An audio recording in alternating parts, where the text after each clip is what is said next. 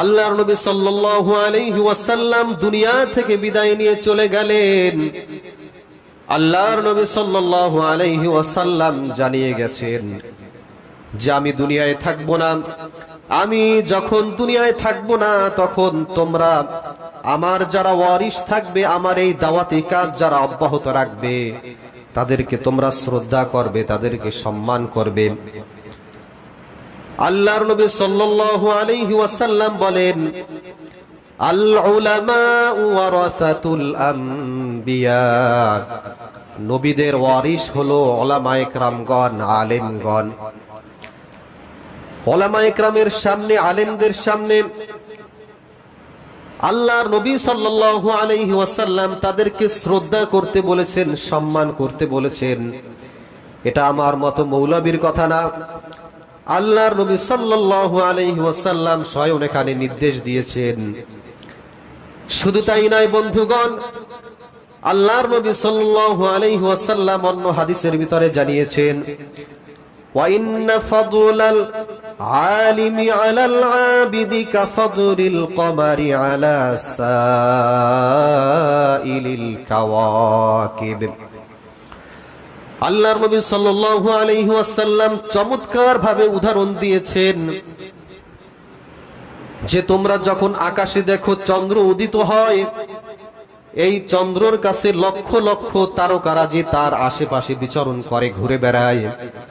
তো লক্ষ লক্ষ তারকার কাছে, লক্ষ লক্ষ তারকার চেয়ে একটা চন্দ্রের মর্যাদা যেমন আল্লাহ রাব্বুল আলামিন সমন্বিত করে দিয়েছেন, লক্ষ লক্ষ তারকারাজির কাছে একটা চন্দ্রের সম্মান যেমন মর্যাদার, আল্লাহর নবী সাল্লাল্লাহু আলাইহি ওয়াসাল্লাম বলেছেন একজন আবেদের চেয়ে একজন আলেমের মর্যাদা আল্লাহ রাব্বুল আলামিন বেশি দান করেছেন।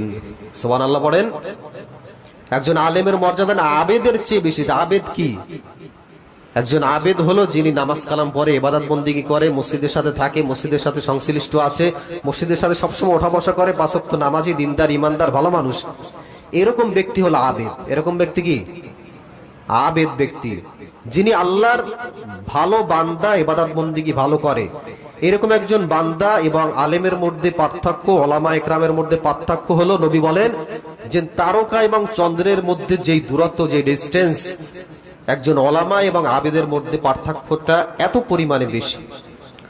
শুধু তাই নয় বন্ধুগণ, আল্লাহর নবী সাল্লাল্লাহু আলাইহি ওয়াসাল্লাম বলেন, ফাদলুল আবিদি আলাল আবিদি ফাদলুল আলিমি আলাল আবিদি কাফাদুলি আলা আদনাকুম।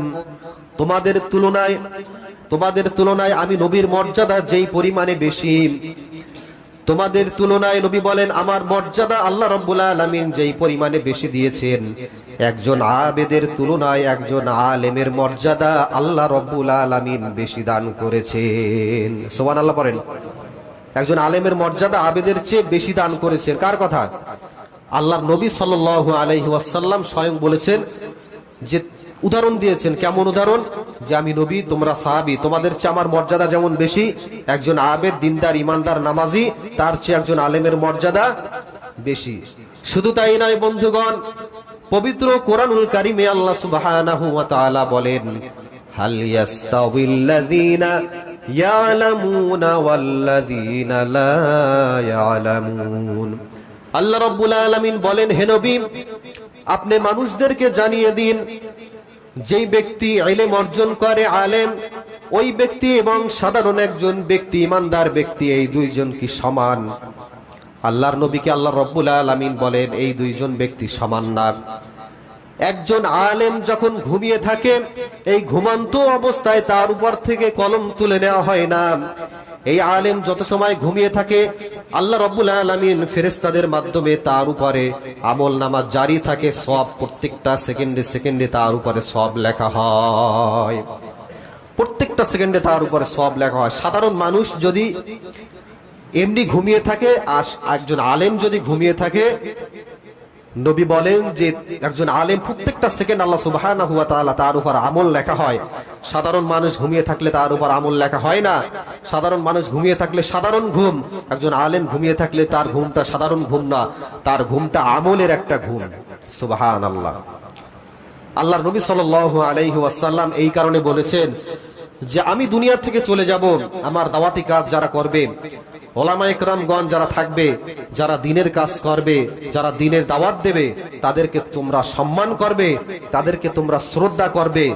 যখন দুনিয়াতে দেখবে একজন ব্যক্তিও নাই আল্লাহ আল্লাহ বলার মতো, দুনিয়ার জিন্দেগিতে পৃথিবীতে একজন মানুষ পাওয়া যাবে না যেই ব্যক্তি আল্লাহ আল্লাহ বলার জন্য মানুষকে দাওয়াত দেবে, এরকম যখন একজন ব্যক্তি পাওয়া যাবে না দুনিয়ার জামানায়, তখন তোমরা ধরে নিও সঙ্গে সঙ্গে কিয়ামত হয়ে যাবে। সুবহানাল্লাহ।